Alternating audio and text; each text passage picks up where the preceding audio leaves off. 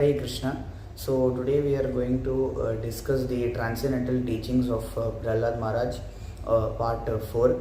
So we are continuing from where we left off last time, and last time we left at the place where Krishna provides and takes care of his devotees.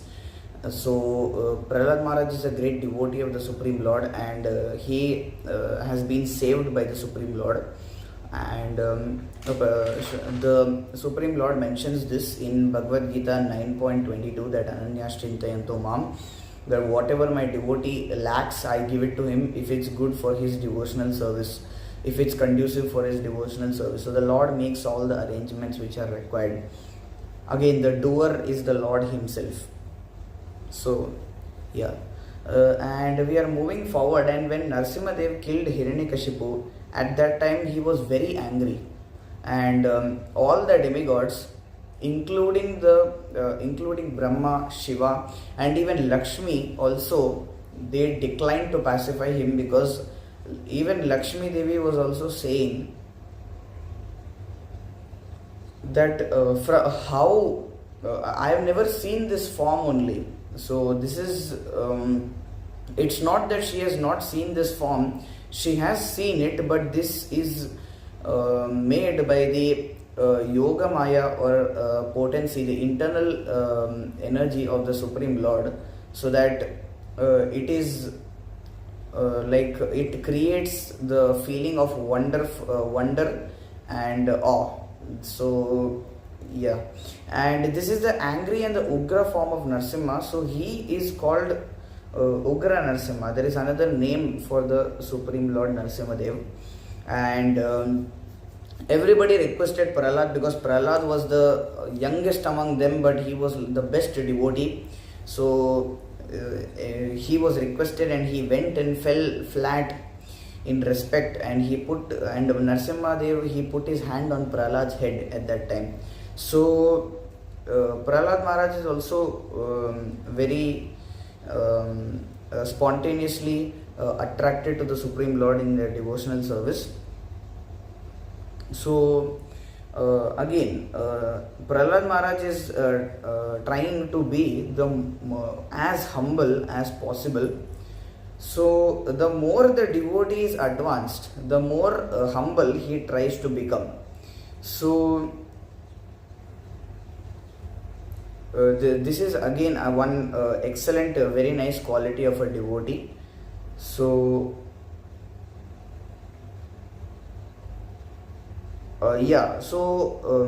here in Chaitanya Charitamrita Adilila 5.205, here it is mentioned that Jagai Madai Haite Muni Se Papishtha Puri Shera Kita Haite Muni Se Lakishtha, that it is said that I am more sinful than Jagai and Madai, and even lower than the worms in the stool. This is what a devotee should think about himself. So again, Prahlad Maharaj is very humble, even though he is very great personality. So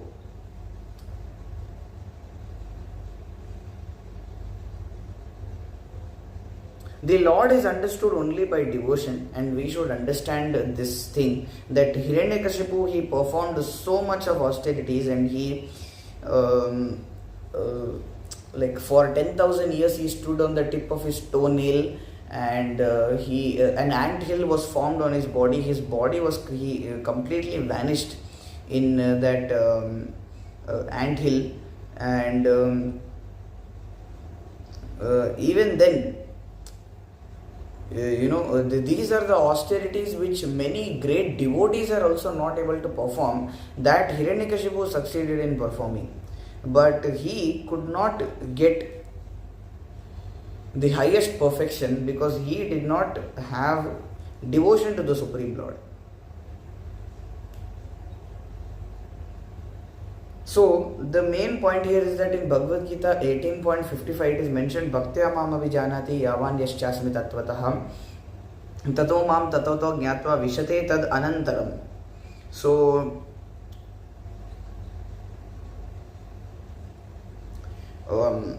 Yeah, so one can understand me as I am, as the Supreme Personality of Godhead only by devotional service. And when one is full in consciousness of me by such devotion, he can enter into the kingdom of God. So here again it is being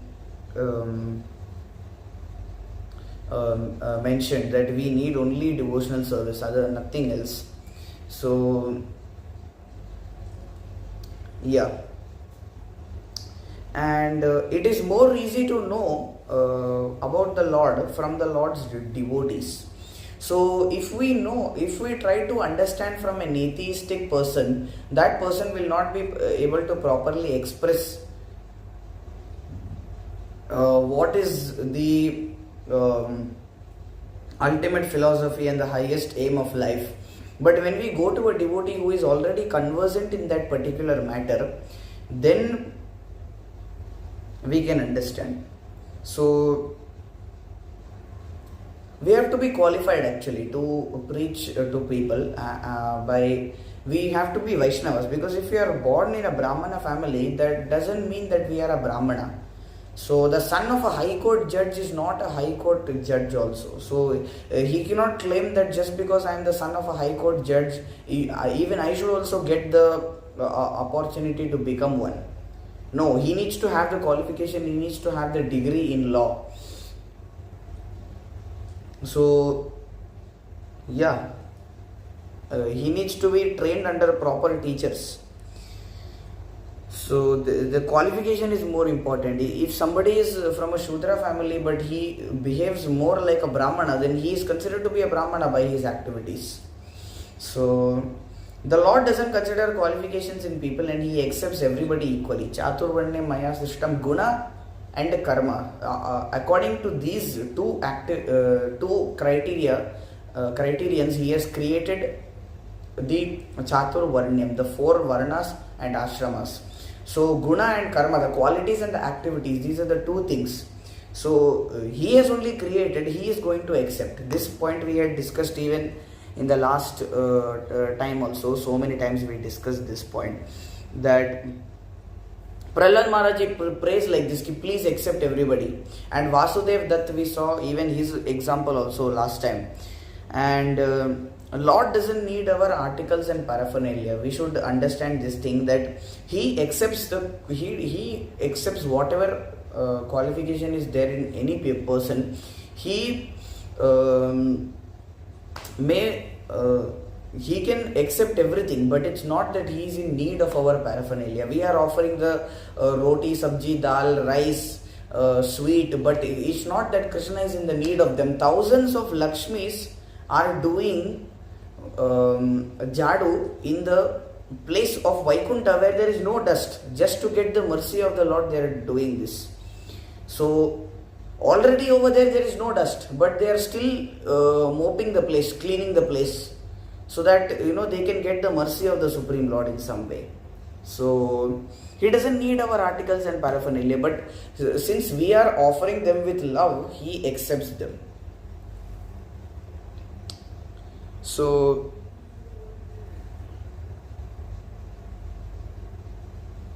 again, how to achieve the Supreme Lord's devotional service is the holy name. So Kali Kalera Dharma Harinam Sankirtan. So yeah, again here in Srimad Bhagavatam 7:9-14, it is being mentioned that if a snake is killed, even a saintly person is happy when a snake or a scorpion is killed. This is what even Prabhupada also mentioned when Mr. N, who was causing lot of troubles for Srila Prabhupada with the Juhu property of the Hare Krishna land. At that time when this person died suddenly because of some heart cardiac arrest, then Prabhupada said that even a saint is happy when a snake or a scorpion is killed. So again in 7:9-14 also this is said that my dear Lord Narasimha, please therefore cease your anger now that my father, the great demon Hiranyakashipu, has been killed. Since even saintly persons take pleasure in the killing of a scorpion or a snake All the worlds have achieved great satisfaction because of the death of this demon. Now they are confident of their happiness, and they will always remember your auspicious incarnation in order to be free from fear. So, more deadly than snakes and scorpions is the envious people. So snake bite can be filed. In Ayurveda there is this rule that vishasya visham aushadham. So when Bhima was given poison, at that time when the snakes bit him, when he went to Sarpaloka, when Duryodhana put him into the Ganga and he was directed by Krishna's mercy into Sarpaloka, at that time they bit him and he woke up. He was freed. So one poison is like a remedy for another. So we can solve it like this. We can whenever the poison has been injected into some part of the body, we can stop the circulation of the poison from from this part to the other part of the body to prevent the other part to get affected. So envious people cannot be foiled. We should try to understand this thing, that envious people, they will continue with their whims no matter whatever we do, and we cannot change them. So we should be in our process of devotional service. And Lakshmi also actually never saw the form of Narasimha. Actually, this is the thing that we mentioned here in the starting. And the holy dham is non-different from the Supreme Lord. So we cannot go to Vrindavan by buying a ticket, and the Lord will test our devotion. So devotion means doing anything and everything for the Lord. And Ashlishya va padaratam pinashtu ma madarshanan marmahatam karotu va yatha tatha va vidadhatu lampato mat prananathastu sa eva naparaha. So I know no one but Krishna as my Lord, and he shall remain so even if he handles me roughly by his embrace or makes me broken hearted by not being present before me. He is completely free to do anything and everything, for he is always my worshipful Lord unconditionally. So yeah, we cannot go to Vrindavan by buying a ticket actually. So we can go anywhere else, but to Vrindavan we need devotional service. And mode of devotional service is that if my unhappiness makes you happy, then that is my happiness. That is the greatest source of happiness for me. So Srimad Bhagavatam 1.2.6 Ahaituki apratihata yayatma suprasidati. Unmotivated, uninterrupted devotional service. So in the material world we cannot do this, because as soon as we do it, somebody will take advantage of us.